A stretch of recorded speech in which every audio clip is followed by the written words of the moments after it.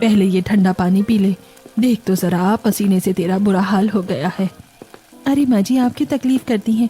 मैं हूं ना, मैं सब कर दूंगी। आप बस आराम से बैठो और बाबूजी का ख्याल रखो। अरे तू भी तो मेरी बेटी जैसी है, तू हमारे लिए इतना करती है, क्या मैं तुझे एक गिलास पानी भी नहीं दे सकती? मेरा कलेजा मुँह को आता है तुझे ऐसे तपते देख। माँ जी, आप बस अपना आशीर्वाद बनाए रखिए, मुझे कोई थकान नहीं होती। बाबूजी की तबीयत ठीक रहे, बस यही चाहती हूँ। तभी तीनों देवर रवि, आकाश और सोनू तैयार होकर पास आते हैं। सीमा जल्दी जल्दी उनके टिफिन पैक करके उन्हें पकड़ाती है। ये लीजिए भैया, आप लोगों का टिफिन। आज आलू बड़ी की सब्जी और रोटी बनाई है। धूप बहुत तेज है, समय पर खाना खा लेना और पानी खूब पीना। भाभी, सच में आपकी जितनी तारीफ करें कम है।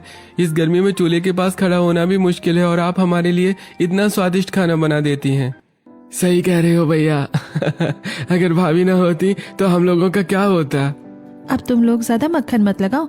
रवि भैया, आकाश, सोनू, ये लोग गोंद का शरबत पीकर ही बाहर निकलना। और ये देखो, मैंने सलाद काटा है, इसे जरूर खा लेना। बाहर गर्मी बहुत है, ये सबका पेट ठंडा रखेगा और लू से बचाएगा। भाभी, आप हमारा कितना ख्याल रखती हैं। तुम लोग बाहर मेहनत करते हो, इतना तो करना ही पड़ेगा। जाओ, ध्यान से जाना। देवर काम पर चले जाते हैं। देवरों के जाने के बाद सीता बाहर आंगन में आती है। कड़ी धूप में वो घुटनों के बल बैठकर जमीन को गोबर मिट्टी से लीप रही है ताकि मिट्टी ठंडी रहे। शाम होते ही वो पूरे आंगन और घर की दीवारों को पानी से धोने लगती है। अरे बेटा, इतना काम क्यों करती है? सुबह से एक पल को नहीं बैठी। देख तो जरा, चेहरा कैसा लाल पड़ गया है। तू भी तो थक जाती होगी। शरीर है, कोई मशीन थोड़ी ना। अरे माँ जी, हमारे पास बस ये एक छोटा सा पंखा ही है। अगर मैं घर को पानी डाल डाल कर गीला नहीं करूंगी, दीवार पर गीली बोरियां नहीं टांगूंगी, तो इसकी हवा भी आग जैसी लगेगी। खुश रहे बेटा, भगवान तुझ जैसी बहू हर घर को दे। शाम का समय है। सीता ससुर के पास बैठी है। अपने ससुर जी के लिए चूल्हे की ताजी रोटियां और लौकी की सब्जी बनाई है। बाबूजी, थोड़ी सी सब्जी और लीजिए।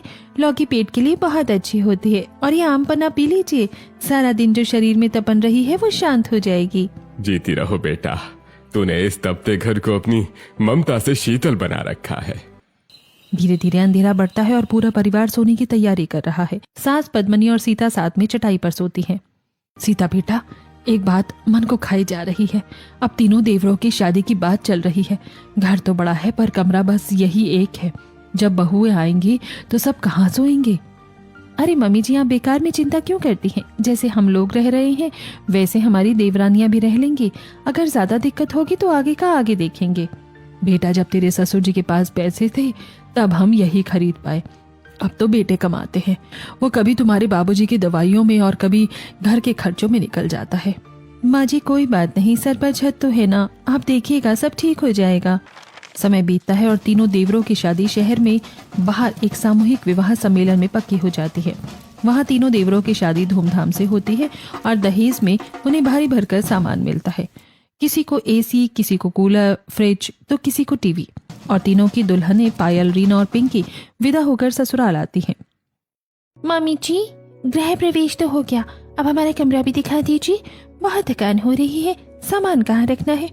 बेटा, जो है यही है। ये बड़ा हॉल ही हमारा घर है, हम सब यहीं रहते हैं। क्या मतलब? ये ही कमरा है? प्राइवेसी नाम की कोई चीज नहीं है यहाँ? ये क्या मजाक है? मेरा फ्रिज, मेरा कूलर और ये भारी सामान क्या इसी एक हॉल में सबके बीच रहेगा? हम कहाँ सोएंगे? क्या हम ऐसे ही इस एक कमरे के अंदर रहेंगे? मेरी तो अभी नई नई शादी हुई है, कम से कम अपना अलग कोना तो होना ही चाहिए। नई बहुओं के तेवर देखकर पद्मनी और सीता के चेहरे का रंग उड़ जाता है। नई बहुएं अपने पतियों को घेर लेती हैं और प्रिवेसी की मांग करने लगती हैं। प्लीज समझने की कोशिश करो, ईंट पत्थर और लेबर बहुत महंगे हो गए हैं। अभी हमारे पास इतने पैसे नहीं है कि तुरंत कमरे बनवा सके। तुम थोड़े दिन रुको, धीरे धीरे हम इसी हॉल में दीवारें खिंचवा लेंगे। थोड़ी दिन? कितने दिन? और तब तक हम अपना सामान कहाँ रखेंगे? इस चिलचिलाती गर्मी में, इस उमस भरे कमरे में मेरा दम घुट जाएगा। अरे देखो ना, बड़ी भाभी भी तो इतने सालों से इसी कमरे में रह रही हैं। उन्होंने तो कभी शिकायत नहीं की। वो भाभी है, मैं नहीं। वो रह सकती हैं तो इसका मतलब ये थोड़ी है कि हम भी अपनी पूरी जिंदगी यही काटते। मुझे यहाँ एक पल नहीं रुकना, मैं अभी अपने घर वापस जा रही हूँ। बहू अपना बैग उठाने लगती हैं। ससुर जी बेड पर उठकर बैठ जाते हैं। उनकी सांस फूलने लगती है। सास पद्मनी रोने लगती है। हाय राम, मेरे तो मती मारी गई थी जो मैंने बिना सोचे समझे शादी कर दी। मुझे पहले ही बता देना चाहिए था। अरे बहू रुक जाओ, ऐसे घर छोड़कर मत जाओ। गांव बिरादरी में मेरी बहुत बदनामी होगी, हमारे खानदान की इज्जत मिट्टी में मिल जाएगी। घर का माहौल पूरी तरह बिखर चुका था। तभी आगे सीता आती है। रुकिए, कोई कहीं नहीं जाएगा। सब चौंक कर सीता की तरफ देखते हैं। तुम लोग रुको यहाँ, मेरे पास एक तरीका है जिससे तुम लोगों की प्राइवेसी भी बनी रहेगी और तुम्हें घर छोड़कर भी नहीं जाना पड़ेगा। और जब पैसे जुड़ जाएंगे तो देवर जी कमरे भी बनवा देंगे। क्या? कौन सा तरीका भाभी? बस कल सुबह तक का इंतजार करो, इस घर के अंदर ही सबके अपने अपने कमरे होंगे। क्या? कौन सा तरीका भाभी? ऐसा क्या करेंगी आप? देखो देवर जी, थोड़ा खर्चा तो करना ही पड़ेगा। बाजार में मोटे और भारी वाले पर्दे मिलते हैं। आप तीनों कल जाइए और अच्छे मजबूत पर्दे लेकर आइए। भाभी पर्दे तो ले आएंगे, पर उससे क्या होगा? बस वही पर्दे लगाकर मैं इस बड़े हॉल को 4 हिस्सों में बांट दूंगी।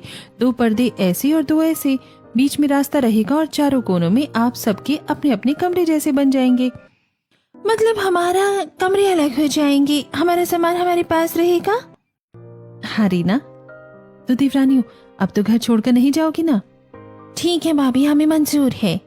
अगले दिन सुबह होते ही देवर बाजार से पर्दे ले आए। अब सीता देवरों के साथ मिलकर उस बड़े हॉल को 4 हिस्सों में बांटने में जुट जाती है। बस देवर जी, थोड़ा और कस के तार बांधिए, पर्दे भारी है वरना गिर जाएंगे।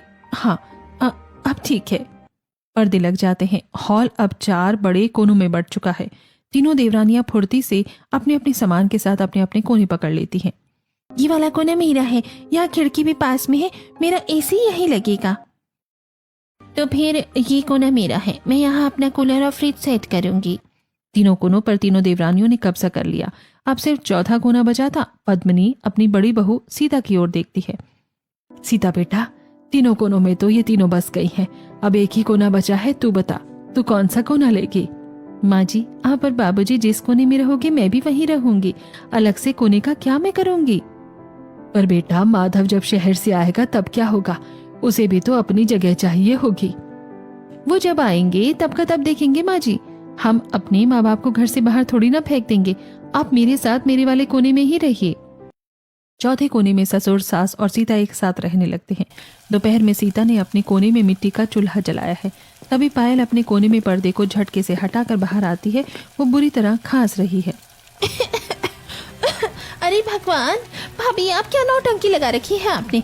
अगर आप ऐसे घर के अंदर चूल्हा जलाओगी तो मेरा कीमती एसी खराब हो जाएगा। तभी दूसरी तरफ से रीना भी अपना पर्दा हटाकर बाहर निकलती है। वो अपने हाथ से धुआं हटा रही है। हाँ भाभी, मेरा कूलर भी अब ठंडी हवा नहीं दे रहा है। ये जो आप इतनी तेज आंच पर खाना बना रही हैं, उसकी गर्मी मेरे कोने में घुस रही है। सच भाभी, क्या आप हमें सुकून से हवा में बैठा हुआ नहीं देख सकती हैं? आपको अच्छा नहीं लग रहा है कि हम आराम से हैं? छोटी, ये मैं कब कह रही हूँ? पर तुम ही बताओ, रसोई के लिए तो घर में जगह बची ही नहीं है। जितनी जगह थी हम चारों कोनों में बांट दी गई है। अब पेट भरने के लिए रोटी तो बनानी ही पड़ेगी ना। जगह नहीं बची है तो घर के बाहर जाकर चूल्हा जलाइए ना, आंगन पड़ा है। ठीक है छोटी, मैं समझ गई। कल से मैं बाहर ही खाना बना लिया करूंगी। बस करो तुम लोग, शर्म आनी चाहिए तुम तीनों को। 2 दिन हुए हैं तुम्हारी शादी को, एक बार भी रसोई में अपनी जेठानी की मदद करने की सोची? मामी जी, हम मदद तो कर दें, पर इस धुएं और गर्मी में हमारा बुरा हाल हो जाता है। अरे मम्मी जी, आप क्यों इन पर चिल्ला रही हैं? अभी तो इनकी नई नई शादी हुई है, थोड़े दिन आराम करने दीजिए। कोई बात नहीं, मैं सब संभाल लूंगी। ससुर हरिशंकर अपनी चारपाई से ये सब देख रहे हैं।